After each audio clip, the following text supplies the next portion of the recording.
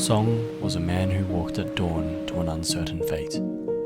He walked the edge between an earthly triad, sea, sand, stars. As he had for much of his life, for so many others, Song played second fiddle to their waltz. Watching through the fogged window panes of the pale morning as he sought something he was destined never to have. Perhaps he would find that here.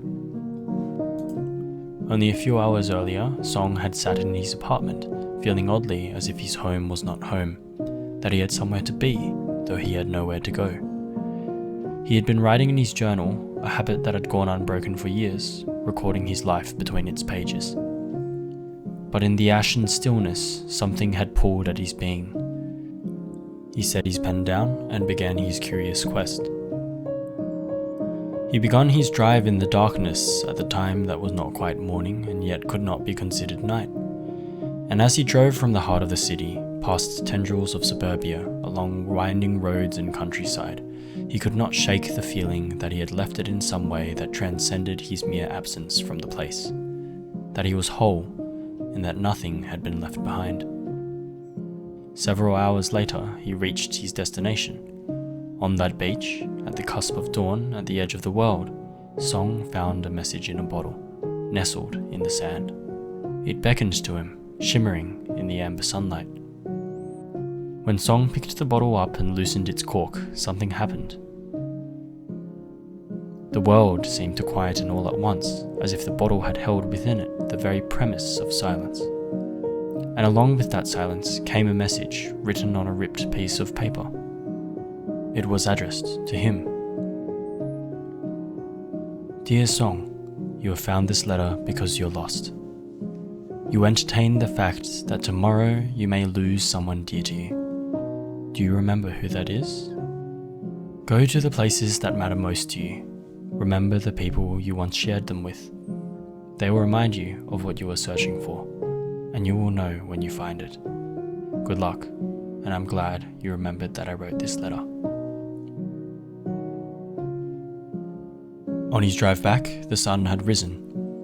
Song recognized the words in the letter. Perhaps this was what led him to follow their instructions.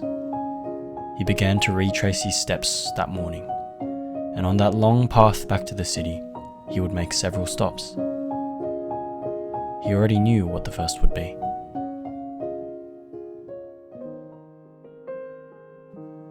Song hadn't liked the outdoors as a child. The colours were always too loud, the sounds too bright, and the people too different. So he learned to drown them out. His eyes would fall to the distance, but though they seemed vacant, they were never empty. Always focused on something, anything that would drown out the noise. Perhaps a cloud rolling across endless blue, or dust dancing in a sunbeam. What are you looking at, Song? They would all ask, but he would not hear them, and soon they stopped asking. There were, however, some people who were able to draw Song's attention into their orbit, just long enough for it to catch. To draw him from his own world, or to enter it and stay a while. These people flickered and wavered like candles lighting the path of his life, some burning brightly, others extinguished. The entrance to the trail reminded him, a day he had recorded in his journal many a year ago. He heard the laughter of children and the melody of summer, cicadas in the leaves, the dull roar of the now distant ocean, and the voice of Miss Kang, who stood by the sign watching him fall behind the other children filing with excitement down the path between the trees. They hopped and skipped, holding hands with one another and singing songs that held all of the joy of the world in their melodies. Everyone had their pair, but that was okay. Song knew that there were an odd number of students in the class. Soon enough, the other children disappeared down the path, swallowed by the trees.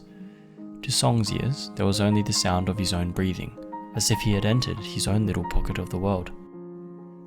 And Miss Kang had entered it with him. She did not grab Song's hand, as she would have for her other students.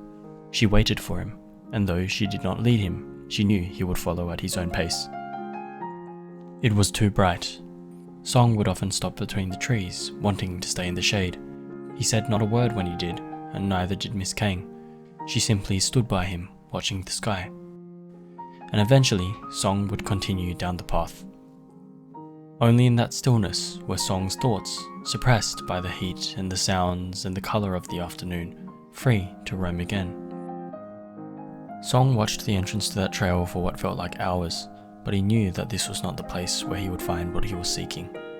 So he got into his car again and began his drive once more. After a time, the roads opened onto hills, rolling and curving like the waves of the ocean. He navigated their contours until he reached a particular hill. Upon this hill stood a singular tree. It was not a remarkable tree, not fantastically tall nor old. Its bough was not especially thick, its branches not especially knotted. Its leaves were of a gentle green, and they rustled in the breeze that swept down the hills. In fact, the only notable things about this particular tree were that it stood in solitude, and that hanging from its branches was a swing, just wide enough for two. Sicily, a word of many meanings, the beauty of an island, of its history, of escape from this world, and the name of a girl Song once knew.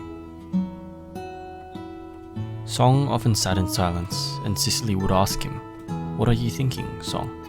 This struck Song as an odd question at the time. He would ponder, while Cicely patiently waited. But Song's thoughts were untamed, a menagerie without the keeper. There were lions, roaring and battering the cages of his mind. There were mice, elusive, drowned by their noisier kin. And on occasion, there was nothing at all, only a silence that Song had surmised was not acceptable. He had heard people often joke about those who had emptiness between their ears. They made it sound like a bad thing. Cicely didn't. So they sat in silence as Song tried and failed to form words to express himself. Instead, he gave her a rose. He'd hidden it in his jacket. Its petals had wilted, smothered by his shirt, but still carrying the beat of his heart. Cicely received it with a smile. They cast their gaze back to the landscape before them, rolling hills of the palest green. Song strained to see into the distance. There was something there, just masked by the haze. Something he wished he could grasp in its entirety, but once more he was chained by his own mind, deprived of his place in the web of all beings, continuing to peer through the fog at their light and laughter. He would never venture to those furthest hills. But that was where Cicely eventually went, where Song could not follow. No fanfare, no farewell, she simply disappeared into the horizon, fading from his life as things were wont to do. And so it was that Song, with her shirt torn by roses' thorns, allowed a chair swing on a gentle hill to grow a little lonelier. Song left the tree soon after, knowing that this was not the place he needed to be. The winding roads continued to lead him back to the city, but the melody of the urban jungle was still a long way from Song's ears. Instead, the whispers of a brook began to fill the air, and he rolled down his car window. Soon, trees gave way to a great lake, stretching its body alongside the road. It winked at him knowingly, shimmering in the sunlight. The glare burnt his eyes, but subsided, almost apologetically, as if mindful of what had happened here on a summer's day so many years ago. Song drove on, though this would not stop the memories of this place. They dappled his mind with shadows of the past. Otto had been that friend that led Song through the formative years of his life, as a teen learning at his own pace. Otto set that pace into quickstep, living life at his 1,000,000 miles an hour. A loudspeaker he was, bringing his own brand of music wherever he went.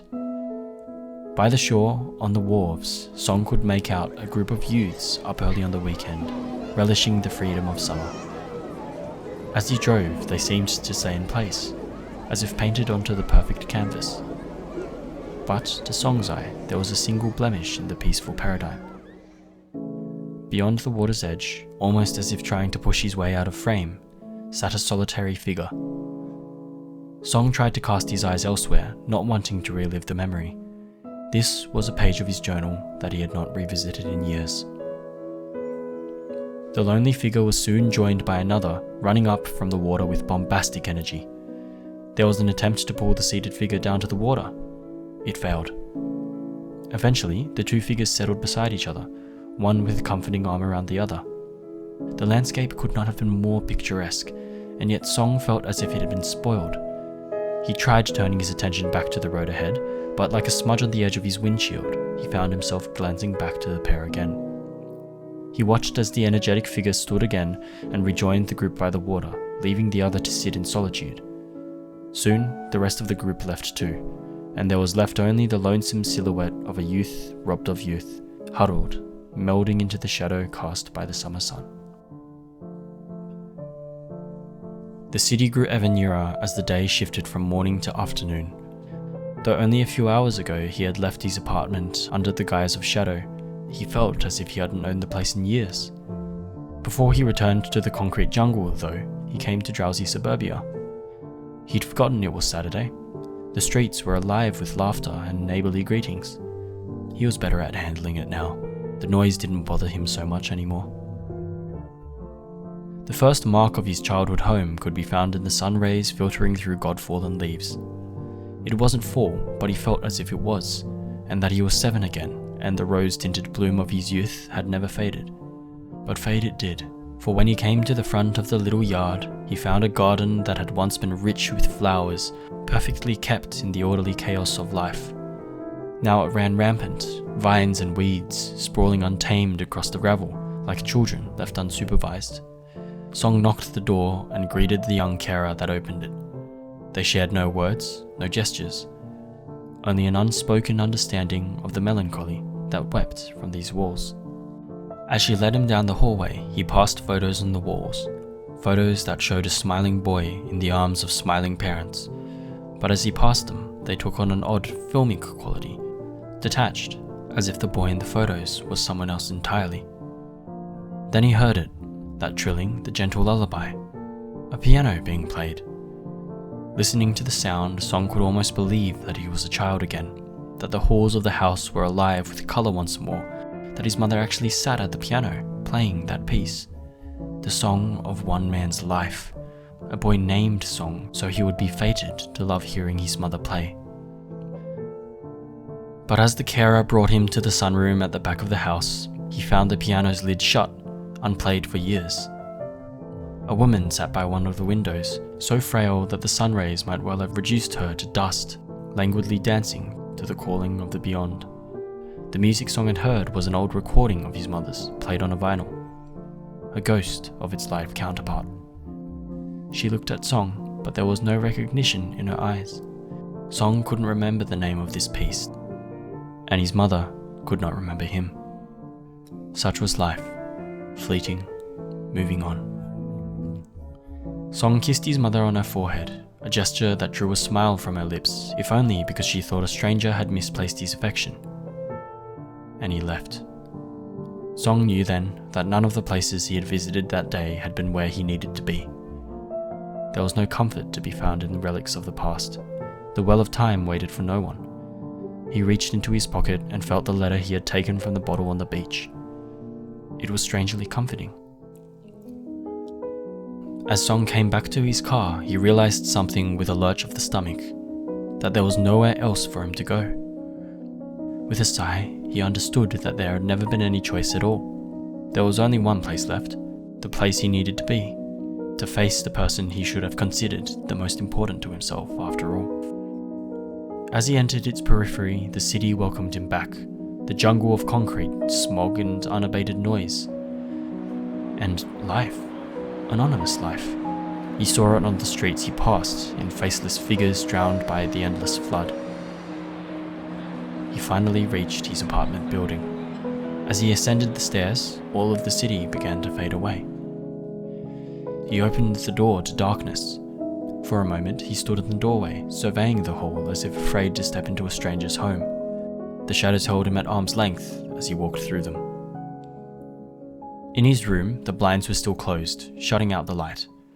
The rolling waves of time had come to pause here, at the crux of everything Song's life had turned him towards. This place that was home, but only in name. Somewhere to belong, but only as he longed for others to fill it.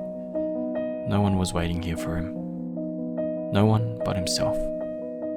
And that was it, wasn't it? The smiles fade and the leaves fall. The sun sets. Such is the way of things, that life falls victim to its own transience, and one is left to scramble for echoes and memories, whittling down the mind. Song felt his pocket again for the letter.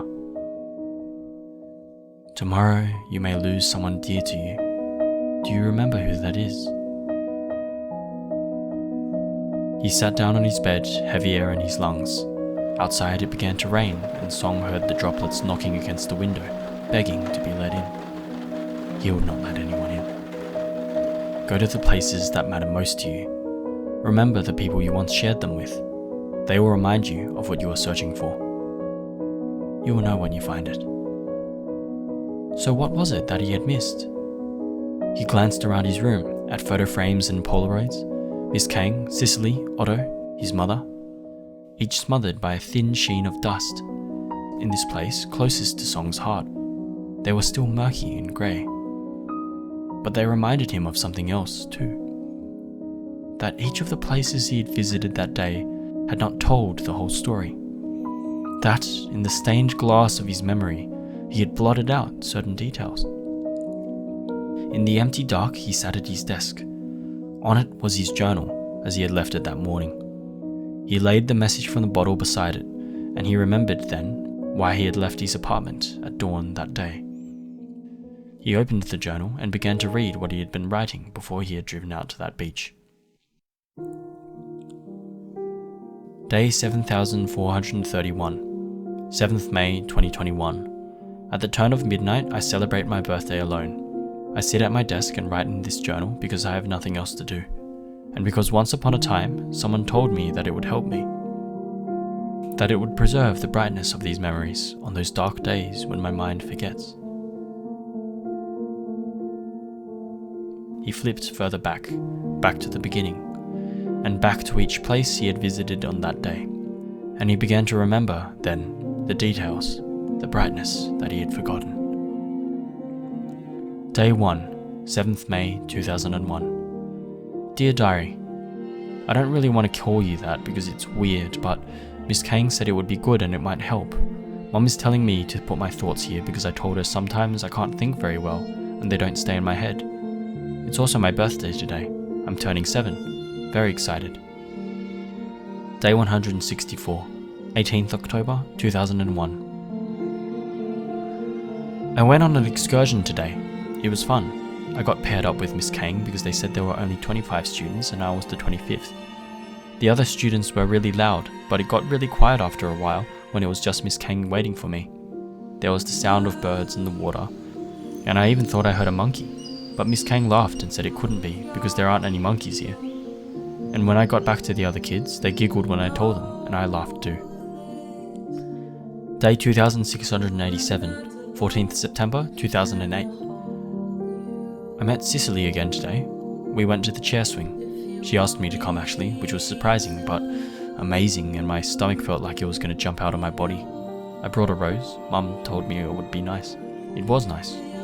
We stayed there until sunset and I left with the biggest smile ever. I can't wait to see her again.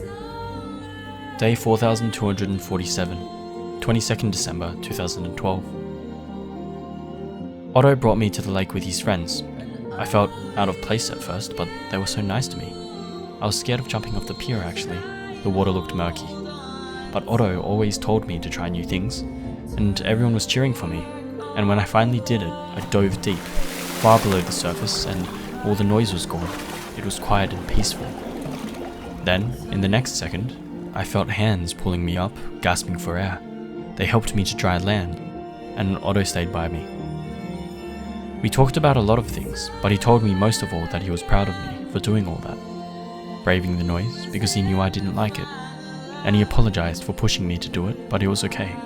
And in a way, I felt this thing unlock within myself. And he asked me if I wanted to go back to the water, but I didn't. I was perfectly happy to sit in the grass and watch for a while. Day 5874, 6th June 2017. Mum called me home today with a surprise. A gift wrapped in tears. A diagnosis with Alzheimer's.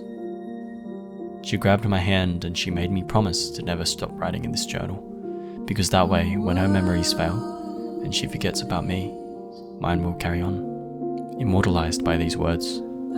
So I would remember only the happinesses that we shared. And when her eyes cloud over and she no longer sees her son in me, that I would still see love in her, and that though she might one day leave, that love did not leave this earth, and that I may find it in others, no matter how dark the day. Song only realized then that the pages were wet. He touched the letter from the bottle and shook his head ruefully. Then he picked up his pen and began to write again. Day 7431. I went back to the beach this morning because it was a particularly dark day. And I remembered what I promised myself once, that on a dark day, I would go back there. I would walk along its shores, and I would find the letter that sits on my desk now. That I would find it buried in the sand just where I left it so many years ago, as a promise to myself that even as the sun sets on these pages, it will rise again tomorrow.